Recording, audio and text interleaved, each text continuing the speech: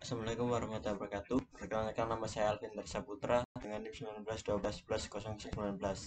Dalam video kali ini saya akan menjawab pertanyaan pertemuan ketiga pada mata kuliah basis data ini.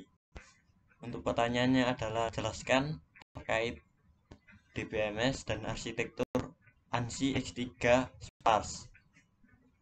Menurut pemahaman saya, DBMS adalah sebuah sistem atau software yang dirancang secara khusus untuk mengelola suatu database dan menjalankan operasi pada database yang diminta oleh user melalui programnya.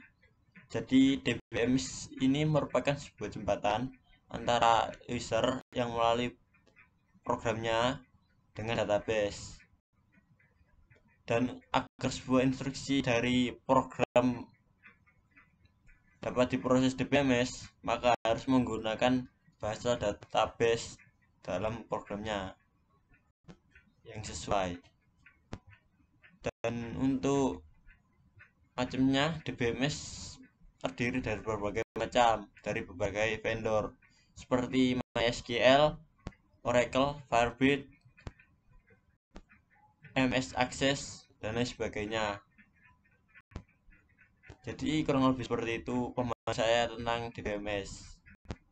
Itu adalah sebuah software gitu loh untuk mengatur database sesuai permintaan dari user.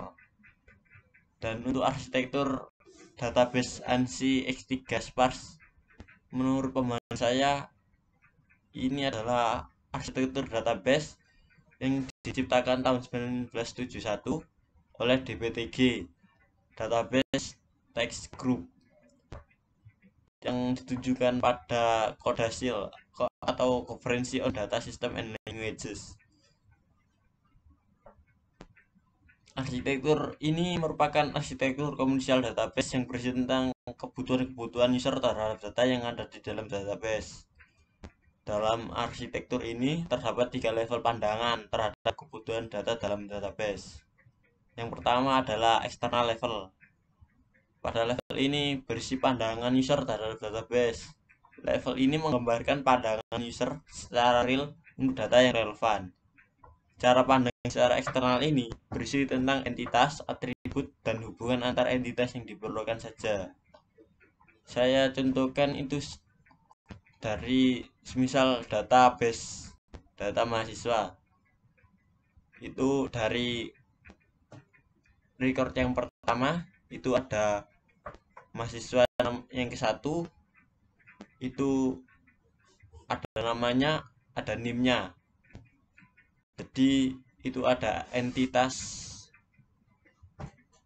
mahasiswa, entitasnya itu ada record mahasiswa, lalu namanya, lalu NIM-nya.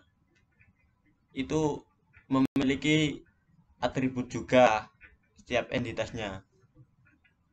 Dan untuk hubungannya itu dapat digambarkan itu sebagai sebuah tabel data mahasiswa yang ada entitas record mahasiswa ke berapa, namanya, lalu NIM-nya, itu ada atributnya juga.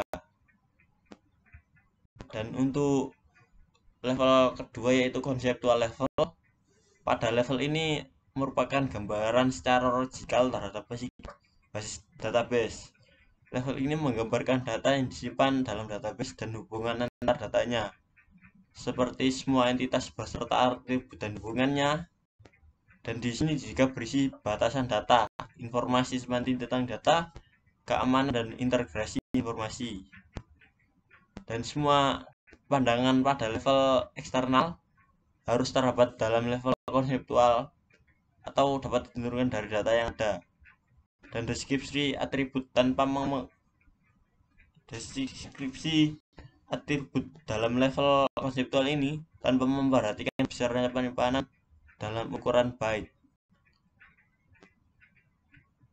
Jadi ini berisi tentang pandangan secara logikal dari database. Dan untuk Yang ketiga adalah tingkat internal atau internal level. Pada tingkat ini merupakan perwujudan database secara komputer atau dalam komputer. Pada tingkat ini menggambarkan bagaimana database disimpan secara fisik di dalam penyimpanan sebuah komputer. Dan tingkat ini memperhatikan hal seperti alokasi ruang penyimpanan data dan indeks, deskripsi record untuk penyimpanan, lalu penempatan record, pemanfaatan data, dan teknik enkripsi. Jadi itu ada setiap entitas itu ada jenis, ada alokasi ruang penyimpanannya itu berapa, dan indeksnya juga, dan ada untuk jenis data dan teknik inskripsinya juga. Jadi kurang lebih seperti itu arsitektur dari ANSI ini menurut pemahaman saya, dan kurang lebih seperti itu pemahaman saya untuk pertanyaan pertemuan ketiga ini. Mohon maaf apabila ada